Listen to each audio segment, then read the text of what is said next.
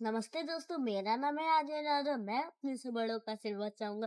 तो जैसे कि मैंने कहा था कि अगर मेरी उन कहानियों पे कई सारे कमेंट्स आए, लाइक्स आए और सब्सक्राइबर्स भी बढ़े तो मैं एक और बनाऊंगा। तो मैं वो बना रहा हूँ। तो मैंने जैसे कि कहा था कि मैं एक तोते की नहीं, इस बार एक बच्चे की कहानी बनाऊंगा। तो वो है टिम्मू और उसके जादुई जूते की। टिम्मू बहुत ही प्यारा लड़का था, बट वो आलसी भी था। एक दिन उसकी मम्मी उससे कहती है, टिम्मू बेटा चलो स्कूल के लिए तैयार हो जाओ। तो फिर वो कहता है, 5 मिनट और मम्मी, ऐसा नींद भरी आवाज में उसने कहा। तो फिर ऐसा ही हर दिन हुआ करता था।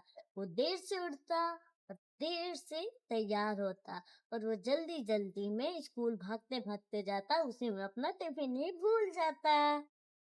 तो एक दिन स्कूल से लौटते वक्त टिम्मी एक पुराने जूते की दुकान पर रुका। वो दुकान बहुत अजीब थी।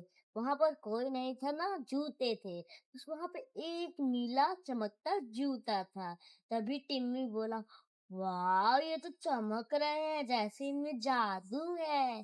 तभी जूता बोला, हेलो टिम्मी, अगर तुम मुझे पहन लो तो मैं तुम्हारी सारी मदद करूंगा और मैं तुम्हारा सारा काम कर दूंगा। तभी टिम्मी बोलता है, ओ अब मुझे काम नहीं करना पड़ेगा।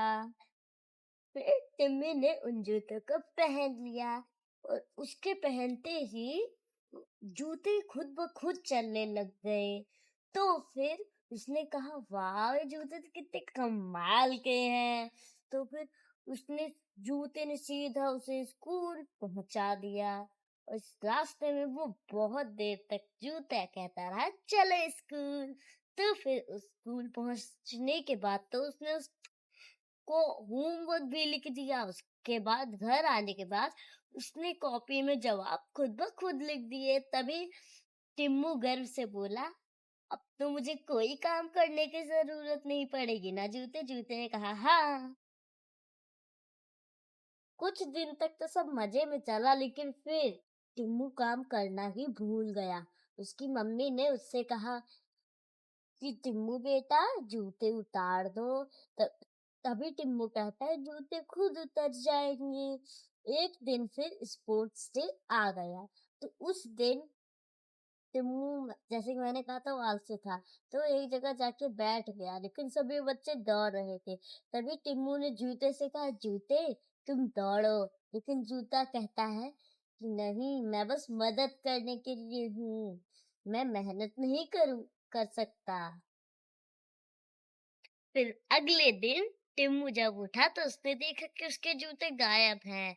उसने पूरे घर में अपने जूते ढूंढे, सोफे के नीचे, बिस्तर के नीचे और हर जगह वो ढूंढा, लेकिन उसे नहीं मिले। फिर उसने कहा, ओ नहीं, अब मैं क्या करूंगा, ये जादू जूते चले गए, अब मैं क्या करूंगा। उसके बाद से टिम्मू सारे काम खुद से करने लगा, चाहे वो उसका ब्रेकफास्ट बनाना हो या उसका लंच पैक करना हो या उसे तैयार होना हो, यहाँ तक कि वो खुद उठता था और वह आलस नहीं करता था। फिर एक दिन उसे स्कूल जाते हुए उसी दुकान के पास अपने पुराने जूते मिले और जूते के पास एक नोट पड़ी थी। उसमें लिखा था, टिम्मू, असली जादू जूतों में नहीं, असली जादू तुम में है। तब फिर टिम्मू ने कहा कि मेहनत ही असली जादू है। फिर वह सबका पसंदीदा बच्चा बन गया, क्योंकि वह कोई काम टालता नहीं, वो सब कुछ स्वयं करता था। इसी वजह से वो सबका पसंदीदा बच्चा बन गया। तो फिर इस कहानी का मॉरल निकलता है कि मेहनत करने वाला ही जादूगर होता है, चीजें नहीं, कोशिश करने वाला ही असली जादूगर होता है। वीडियो को, अगर आपको वीडियो अच्छी लगी तो वीडियो को लाइक करिएगा, अपने दोस्तों के साथ शेयर करिएगा और अगर आप चैनल में नए हैं तो सब्सक्राइब करिएगा। Thank you.